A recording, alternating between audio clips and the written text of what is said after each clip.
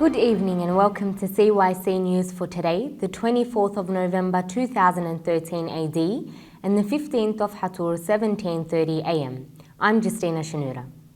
In today's headlines, Bishop Rafael hopes that the rule of law determines the relationship between all Egyptians. North Korea executions see approximately 80 people killed for watching foreign TV and owning Bibles.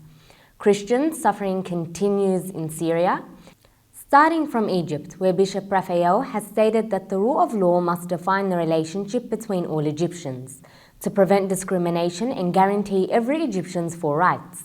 He has called for reforming religious discourse to spread principles that unite citizens rather than divide them, indicating that politics and religion must not be mixed. In his interview with Al Masri Al-Yawm, Bishop Rafael said that El Warre incident was a form of the terrorism that rose in Egypt, following the breaking up of Muslim Brotherhood sit-ins. Reports say that 4 Copts and a Muslim were murdered in the El Warre attack and another 17 were wounded. He explained that the situation with the Muslim Brotherhood was difficult for all Egyptians, not just Copts. He stated that it was all Egyptians that took to the streets on June 30th. I am optimistic about the future, he said, and I hope we can be a civilized country where there is no discrimination among citizens of different affiliations. He also pointed out that the Church continues to perform its spiritual role and distinguishes between politics and national duty, as intervening in political affairs can be risky. The Church refuses any interference with its internal affairs. And to Syria, Mother Agnes, Mary of the Cross, Mother Superior of St. James Monastery in Syria, and the head of the International Commission of Reconciliation called on the international community and Pope Francis to stop any interference that would allow the flow of armed extremists into Syria.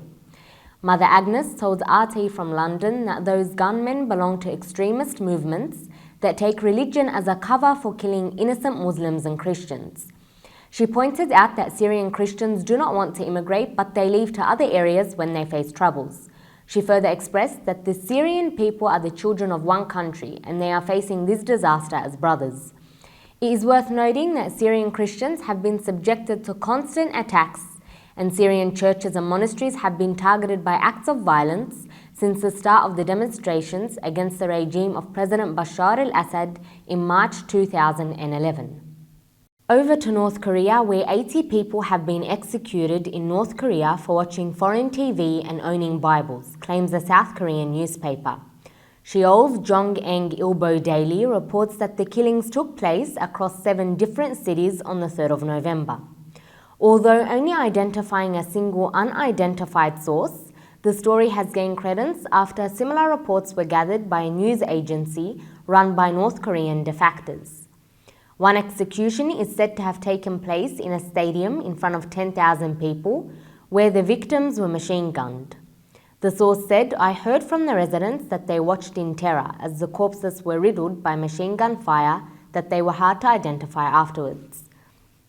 The scale of the executions suggests a concerted effort by Kim Jong-un's notorious regime to stifle dissents.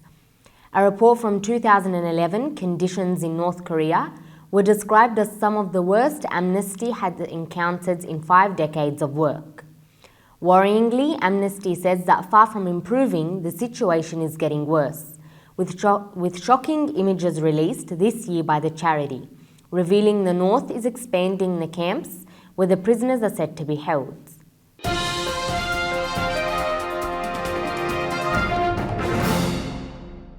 The US has been marking 50 years since President John F. Kennedy was killed by an assassin's bullet in Dallas, Texas.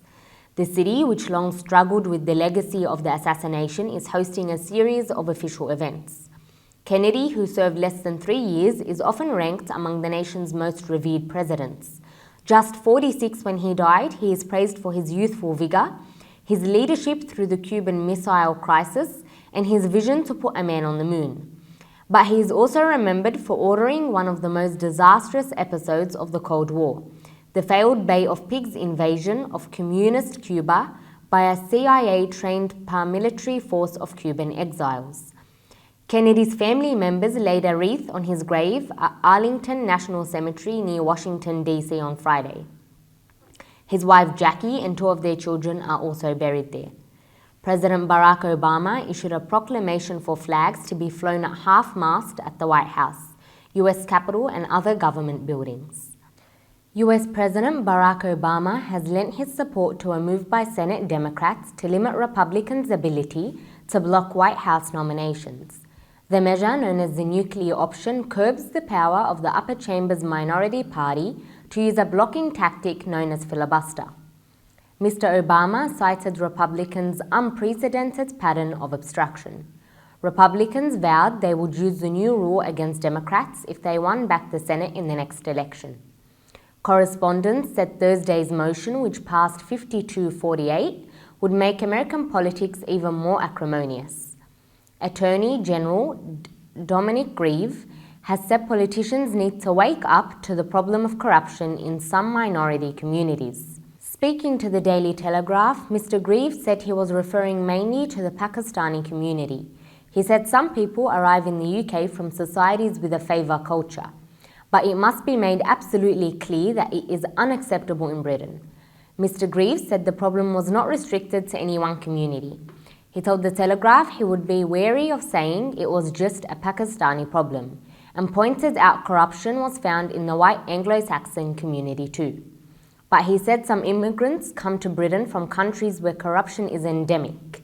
He further added that these are societies where they have been brought up to believe you can only get certain things through a favour culture, and that one of the things you have to make absolutely clear is that is not the case and it's not acceptable. Mr. Grieve, Conservative MP for Beaconsfield and the government's chief legal advisor, added, "It is something as politicians we have to wake up to." Rescuers in Latvia's capital Riga are spending a second night sifting through the rubble of a supermarket that collapsed, killing dozens of people. But they admit that hopes of finding any more survivors inside the Maxima supermarkets are fading. Officials say that the weight of soil from a garden being built on the roof of the shop may have caused it to fall in. Thursday's collapse, which killed 51 people, is Latvia's deadliest disaster since it became independent in 1991.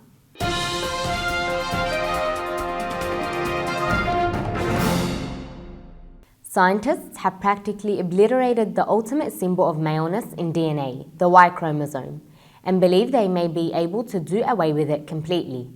They condensed all the genetic information normally found on a mouse's Y chromosome to just 2 genes. Their study in the journal Science showed the male mice could still father babies, albeit needing advanced IVF. The team in Hawaii argues that the findings could one day help infertile men with a damaged Y chromosome. DNA is bundled into chromosomes. In most mammals, including humans, one pair act as the sex chromosomes. Inherit an X and Y from your parents and you turn out male. Get a pair of X's and the result is female. More than 430,000 children aged 11 to 15 in England are exposed to second-hand smoke in their family cars at least once a week, says a charity. The estimate from the British Lung Foundation comes as the House of Lords prepare to debate a ban on smoking in cars where children are present. Smokers lobby group Forest says the data is misleading and a ban disproportionate to the problem. The figures are extrapolated from a poll of 7,500 secondary school pupils. Of these, 6% said they were exposed to smoke in their family car every day or most days. An additional 8% said they were exposed to it once or twice a week. Statistics are unavailable for children younger than 11. BLF Director of Research Dr. Noel Snell said a case for a ban was indisputable. That's all for CYC News today. Stay tuned for more Christian content on CYC. And from the studios in Sydney, good night and God bless.